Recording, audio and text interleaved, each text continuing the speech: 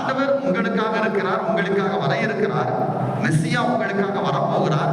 அவர் உங்கள் துன்பங்களை எல்லாம் மாற்றப் போகிறார் என்ற செய்தியை கொடுக்கிறவர். அப்போது என்னவெல்லாம் நடக்கும் என்று அறிவுறுத்துகிறார்.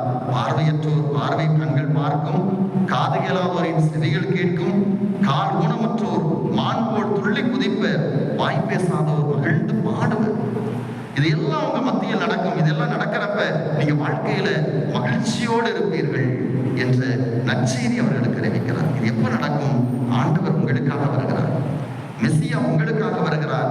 அவர் வருகிற போது பாலை நிலங்கள் அத்தனையும் பூத்து குலுங்கும், இந்த படைப்புகள் அத்தனை மகிழ்ச்சி அடையும்.